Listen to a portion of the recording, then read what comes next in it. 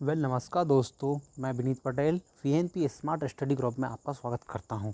जैसा कि आप सभी के लिए पहले वीडियो में यह बता दिया गया था कि यह चैनल विभिन्न एग्ज़ामों के विषयों का जीके यहाँ आपका कंप्लीट कराएगा।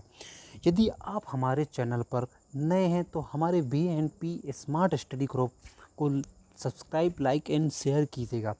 आज से हम स्टार्ट करने वाले हैं मध्य प्रदेश जीके, क्योंकि मध्य प्रदेश में जितने भी एग्ज़ाम होते हैं उसमें सबसे अधिक पूछे जाने वाले क्वेश्चन होते हैं आपके मध्य प्रदेश से संबंधित होते हैं।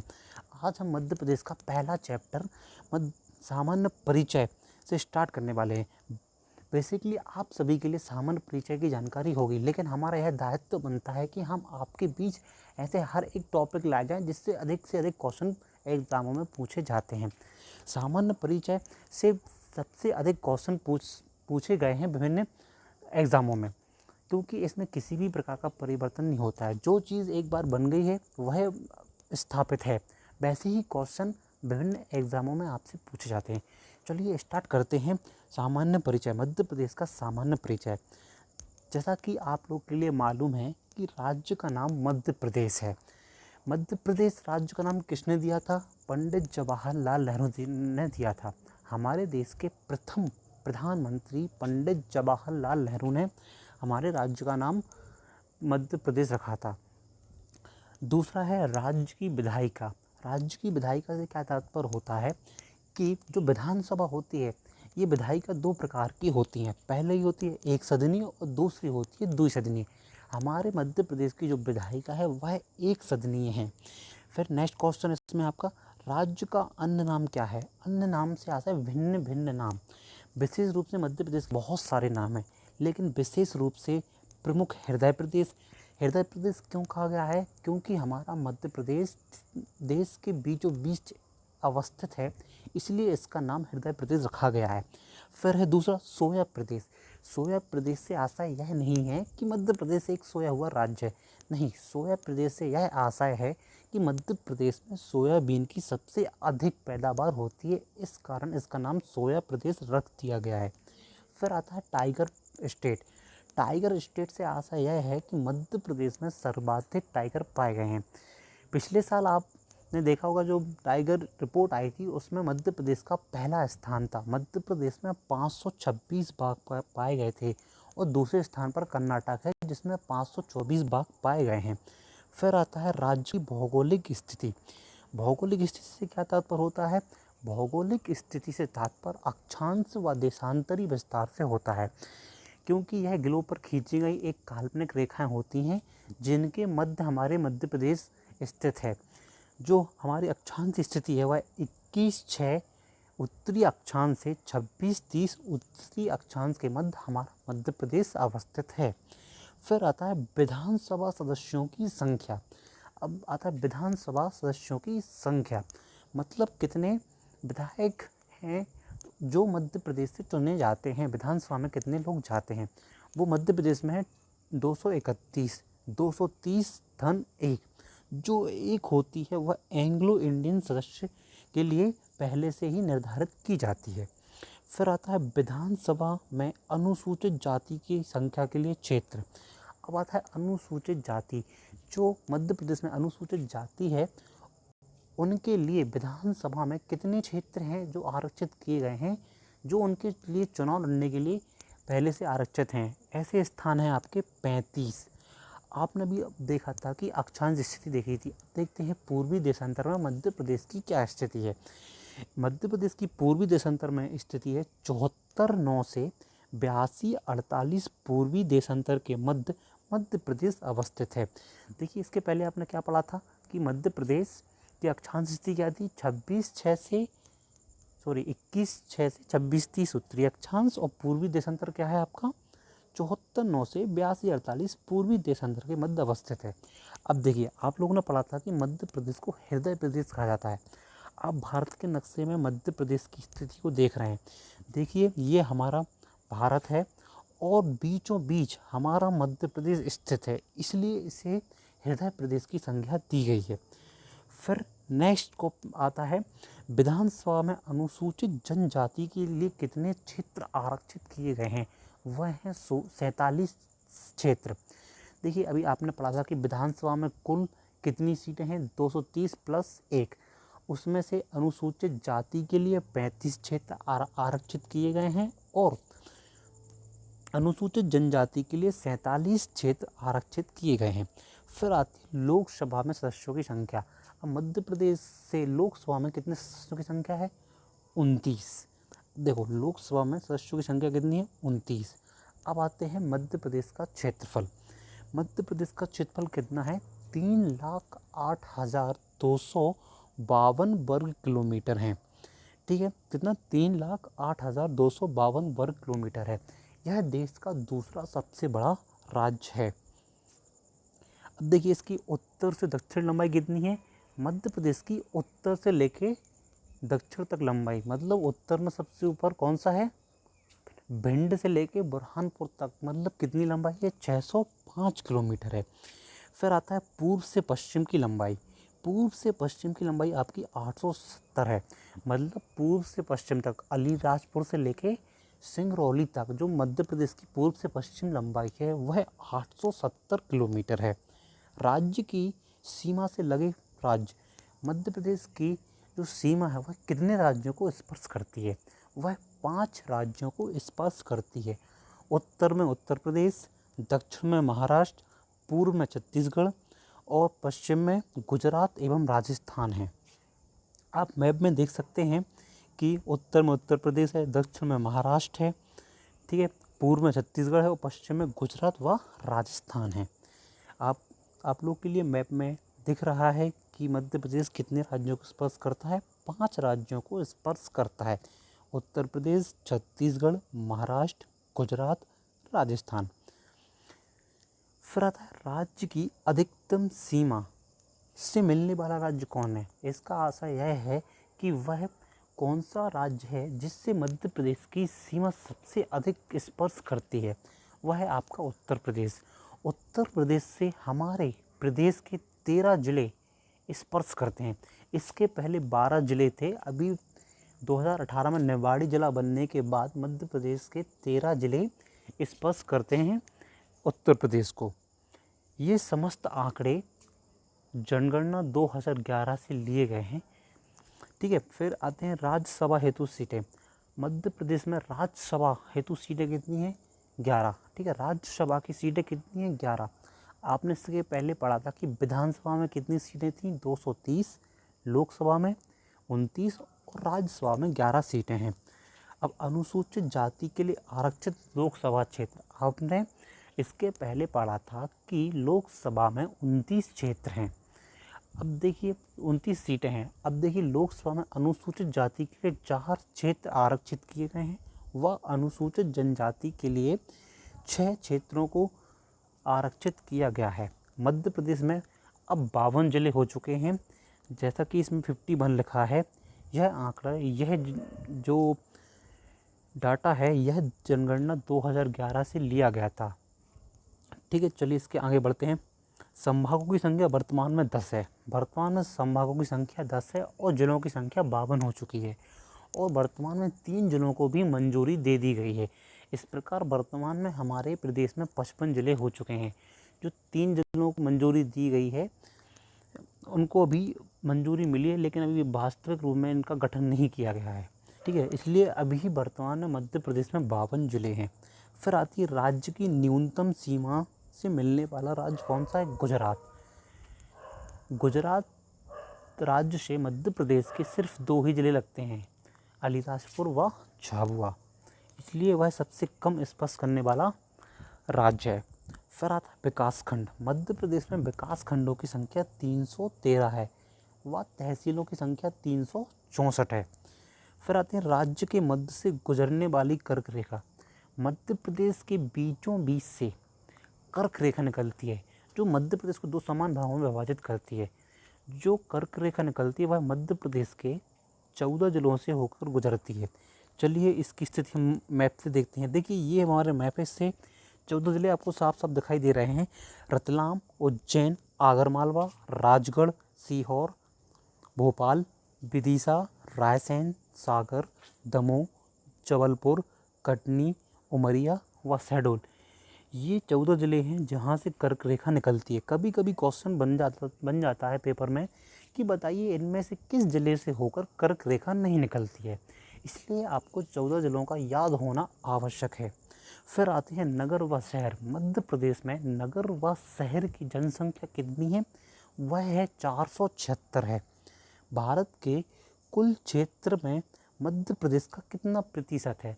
मतलब भारत के 100% क्षेत्रफल में मध्य प्रदेश का कितना हिस्सा है? मध्य प्रदेश का 9.38% है। मध्य प्रदेश में नगर निगम की संख्या कितनी है? 16 है। राजकीय चिन्ह, मध्य प्रदेश का राजकीय चिन्ह क्या है? मध्य प्रदेश का राजकीय चिन्ह 24 स्तूप आकृति के अंदर एक व्रत में जिसमें गेहूं और धान की बालियां प्रदर्शित हैं। देखिए मध्य प्रदेश का जो राजकीय चिन्ह है वह क्या है? 24 स्तूप आकृति के अंतर्गत एक व्रत में बीच में बट का वृक्ष है तथा आजू बाजू धान व गेहूं की बालियां प्रदर्शित हैं। यह हमारे मध्य प्रदेश का राजकीय चिन्ह है। आप हमारे चैनल का लोगो देख सकते हैं, उसमें हमारे मध्य प्रदेश का राजकीय चिन्ह बना हुआ है।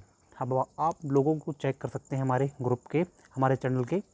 चलिए फिर आता है नेक्स्ट क्वेश्चन। देखिए नगरपालिका 98, वर्तमान में नगरपालिकाएं 100 हो गई हैं। ठीक है, ये आंकड़ा 2011 की जनगणना से लिया गया था। ठीक है, वर्तमान में जो 13, 14, 15 में जो आंकड़े आए थे मध्य प्रदेश सरकार द्वारा, उसमें वर्तमान में 100 नगर पालिकाएँ हैं। ये 98 लिखा है, आप 100 लिख लीजिएगा। कभी कभी क्वेश्चन पूछ सकते हैं कि वर्तमान में मध्य प्रदेश में नगर पालिकाओं की संख्या कितनी है? 100 है। अब आते हैं नगर पंचायत। नगर पंचायत वर्तमान में मध्य प्रदेश में कितने नगर पंचायत हैं? 264। अब देखिए मध्य प्रदेश का राजकीय पुष्प है सफ़ेद लिली। ठीक है, जिस प्रकार हमारे देश का राजकीय पुष्प है कमल, वैसे ही हमारे प्रदेश का भी राजकीय पुष्प क्या है? सफ़ेद लिली। जिला पंचायत 51। देखिए अब अभी 52 ज़िले हो चुके हैं, 2018 में 52 ज़िले हो चुके हैं। तो जितने ज़िले होंगे उतनी जिला पंचायत होंगी। जैसे वर्तमान में 52 ज़िले हैं तो 52 जिला पंचायत होगी। और राजकीय वृक्ष क्या है हमारा? वट वृक्ष। राजकीय वृक्ष क्या है? वट वृक्ष है। चलिए सबसे नेक्स्ट है, देखिए आप लोग को एक छोटा सा चित्र दिखाया जा रहा है। इसमें प्रदेश के विभिन्न राजकीय चिन्हों को प्रदर्शित किया गया है। आप देख सकते हैं, चित्र के माध्यम से भी याद रख सकते हैं। देखिए एक पोल पर एक लड़का अपने कला का प्रदर्शन कर रहा है, यह होता है मलखंभ। यह हमारे मध्य प्रदेश का राजकीय खेल है। प्रदेश का राजकीय खेल है मलखंभ। देखिए बीच में आपको दिख रहा है वृक्ष, यह हमारा वट वृक्ष है। हमारे प्रदेश का राजकीय वृक्ष क्या है? वट वृक्ष है। देखिए तीसरे चित्र में आपको एक छोटी सी चिड़िया दिख रही है, यह हमारा क्या है? राजकीय पक्षी शाह बुलबुल दूधराज।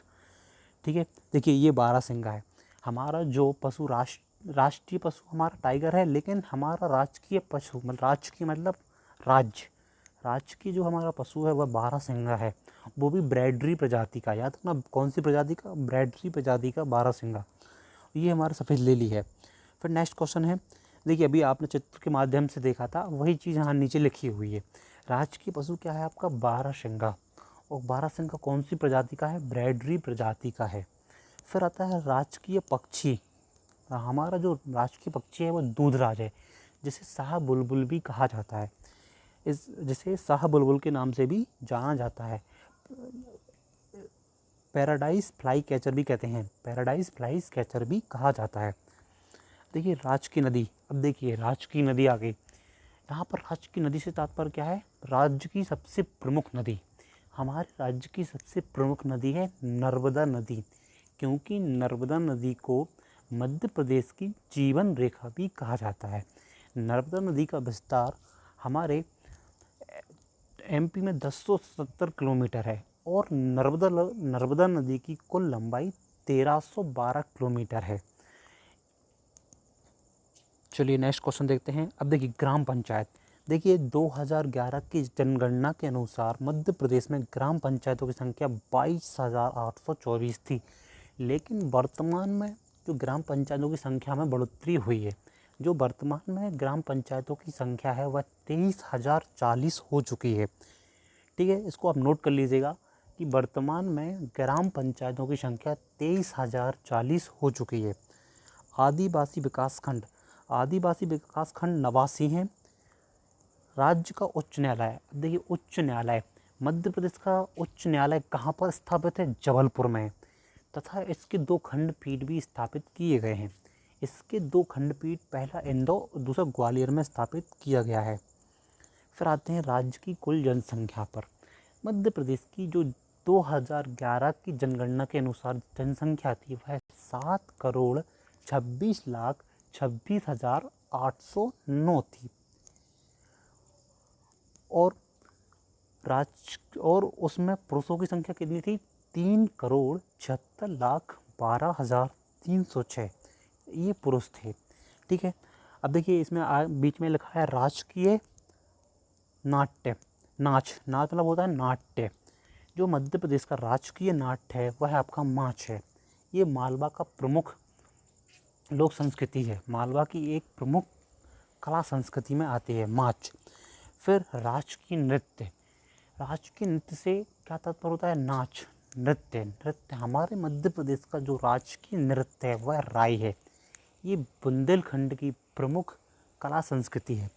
फिर नेक्स्ट क्वेश्चन देखिएगा आप, राजकीय गान, जो हमारा मध्य प्रदेश का राजकीय गान है, जैसे हमारे देश का राष्ट्रीय गान क्या है? जन गण मन, वैसे ही हमारे प्रदेश का राजकीय गान है मेरा मध्य प्रदेश। मेरा मध्य प्रदेश गाया किसने? इसके संगीतकार कौन है? ये है संगीतकार शान। ठीक है, फिर देखिए राष्ट्रीय खेल क्या है आपका? अभी आपने चित्र में देखा था, राष्ट्रीय खेल आपका मलखम्ब है। अभी आपने देखा था कि प्रदेश में कितनी जनसंख्या है? 7,26,26,809। उसमें पुरुषों की जनसंख्या कितनी थी? 3,76,12,306। और महिलाओं की जनसंख्या कितनी थी? 3,50,14,503 महिलाओं की जनसंख्या थी। ठीक है, जो 7,26,26,809 थी, यह प्रदेश की कुल 100% जनसंख्या थी। मध्य प्रदेश में 72.4 या 72 ये मान सकते हैं कि अपन टोटल संख्या लेते हैं तो मध्य प्रदेश में 72% लोग गाँव में निवास करते हैं। मतलब मध्य प्रदेश में 72% जनसंख्या ग्रामीण है और 28% जनसंख्या शहर में निवास करती है। इसी आधार पर इनका वर्गीकरण संख्याओं में किया गया है। देखिए अब देखिए मतलब ग्रामीण जनसंख्या कितनी है? 5,25,57,404। देखिए 7 करोड़ में से 5 करोड़ लोग तो ग्रामीण गांव क्षेत्र में पाए जाते हैं। और ग्रामीण में पुरुषों की संख्या कितनी है? 2,71,49,388। ठीक है, ये हमारे ग्रामीण पुरुषों की जनसंख्या है। फिर आता है राजकीय मछली, ये महासीर है। आपकी राजकीय मछली कौन सी है? महासीर। और भारत की राष्ट्रीय मछली कौन सी है? गंगा डॉल्फिन, याद रखिएगा। देखिए राजकीय फसल सोयाबीन। अभी आपने मध्य प्रदेश के अन्य नामों में पढ़ा था कि मध्य प्रदेश को सोया प्रदेश भी कहा जाता है। क्यों कहा जाता है? क्योंकि सर्वाधिक सोयाबीन की पैदावार होती है, इसी कारण इसे सोया प्रदेश भी कहा जाता है। और हमारी राजकीय फसल भी सोयाबीन है। देखिए आपने ग्रामीण पुरुषों की जनसंख्या पढ़ी थी 2,71,49,388 और ग्रामीण महिला कितनी है? 2,54,08,016। ठीक है, अब आता है राजकीय भाषा।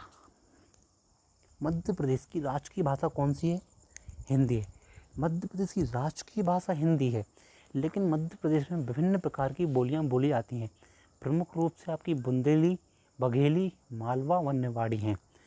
ठीक है, इनको भी आप नोट कर लीजिएगा कि प्रमुख रूप से मध्य प्रदेश में बहुत सारी बोलियां बोली जाती हैं अपने अपने क्षेत्रों में। लेकिन राजकीय सरकार के कामकाज की भाषा कौन सी है? आपकी हिंदी है। ठीक है, अब देखिए शहरी जनसंख्या, मैंने बताया था कि अभी ऊपर आपने देखा था कि 7 करोड़ में से 5 करोड़ लोग तो गांव में पाए जाते हैं। बाकी कितने लोग बचते हैं? 2 करोड़ लोग। 2 करोड़ लोग गांव में निवास करते हैं। तो शहरी जनसंख्या कितनी थी 2011 की जनगणना के अनुसार 2,69,405। देखिए राज्य का स्थापना वर्ष, अब स्थापना वर्ष से क्या तात्पर्य होता है, जिस दिन उस राज्य का गठन हुआ, निर्माण हुआ, अस्तित्व में आया, उसे स्थापना वर्ष कहा जाता है। मध्य प्रदेश का स्थापना वर्ष 1 नवंबर 1956 है। ठीक है, वर्तमान में 1 नवंबर 2000 इसका पुनर्गठन है, क्योंकि 1 नवंबर 2000 को मध्य प्रदेश से छत्तीसगढ़ एक अलग होकर एक नया राज्य बन गया था। शहरी पुरुषों की जनसंख्या कितनी थी, 2 करोड़ थी, उसमें भी 1,04,62,918 पुरुष थे, और शहरी महिला कितनी थी, 96,06,487। ठीक है, ये महिलाएं थीं। ये यहाँ तक का सामान्य परिचय था। अब